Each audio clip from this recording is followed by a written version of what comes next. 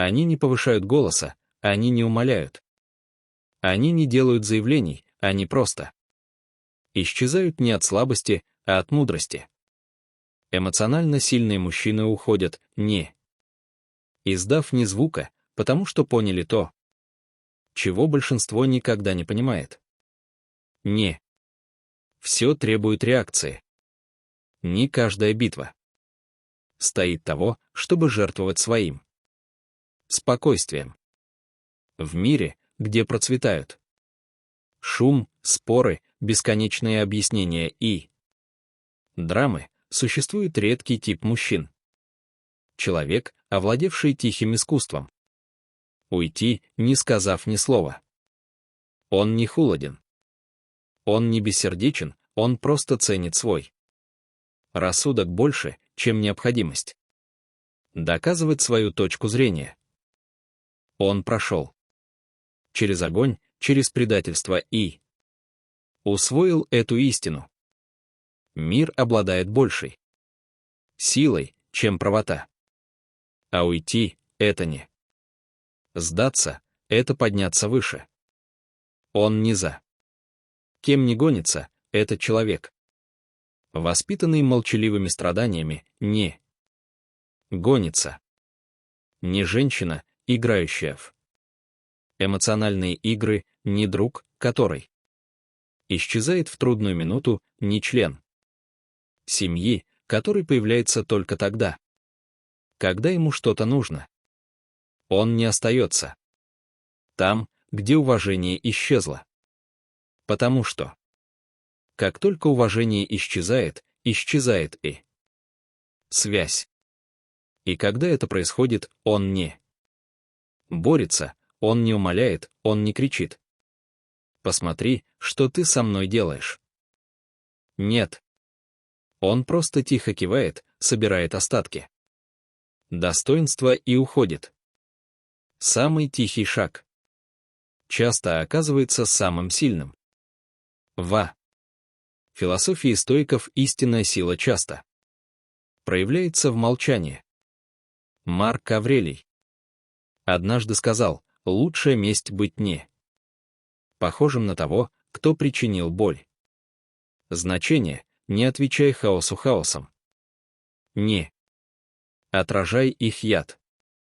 Не тратьте силы, пытаясь быть услышанным в комнате, где вас уже решили не слушать. Вместо этого уйдите. Тихо, спокойно, изящно, потому что в непонимании есть сила. Есть сила в том, чтобы хранить свое сердце в святости. Есть мудрость в том, чтобы беречь свою энергию от людей, которые только высасывают ее и никогда не возвращают. Молчание — это не капитуляция, это меч. Слишком часто молчание принимают за слабость. Но для стойкого молчания это не капитуляция, это меч. Оно прорежает шум. Оно говорит: я отказываюсь участвовать в эмоциональном хаосе. Оно сигнализирует, что его время, его душа и его миссия слишком ценны, чтобы тратить их на временных людей и бессмысленные конфликты. Он не бессердечен, он исцелен, он не отстранен, он чист. И когда он уходит, его питает не ярость, а самоуважение. Мужчина, знающий себе цену, мужчина, который по-настоящему знает себе цену, никогда не просит места в чьей-либо жизни. Он появляется, будучи самим собой. Он предлагает преданность. Он дарит любовь. Но если ты неправильно справишься с этим, он отстраняется не для того, чтобы наказать, а потому, что понимает одну простую истину. Любовь никогда не должна стоить тебе самоуважения. Никогда не следует торговать миром, чтобы не быть одной. Он Уходит не для того, чтобы заставить тебя чувствовать себя виноватой. Он уходит, чтобы защитить то, что осталось от него. Пустота. И в конце концов, когда наступает тишина, когда твои сообщения остаются без ответа, когда ты прокручиваешь старые воспоминания, желая еще одного шанса. Вот тогда и открывается правда. Его молчания не было холодным, оно было завершением. Его отстраненность была не жестокостью.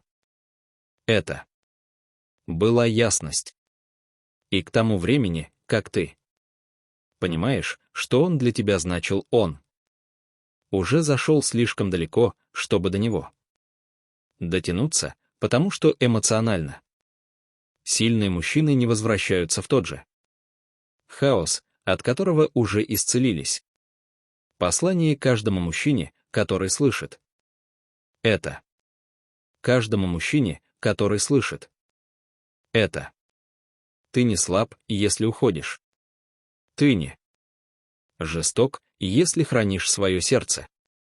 Ты не эгоистичен, если предпочитаешь мир людям, которые никогда тебя не ценили. Ты стоек. Это значит, что ты не оправдываешься перед теми, кто отказывается понять. Ты не занижаешь свои стандарты только для того, чтобы другим было комфортно. Ты не отказываешься от своих границ, чтобы чувствовать себя нужным. Ты не разбавляешь свою правду, чтобы вписаться. Ты уходишь тихо, спокойно, полностью. Потому что самое громкое заявление, которое может сделать мужчина, это уйти с высоко поднятой головой и нетронутой душой. Береги свой мир. Уважай свою ценность и никогда не бойся тишины, потому что в этой тишине ты становишься несокрушимым. Подпишись, чтобы получать больше стоических истин. Потому что здесь мы не гонимся за эмоциями, мы их покоряем. М.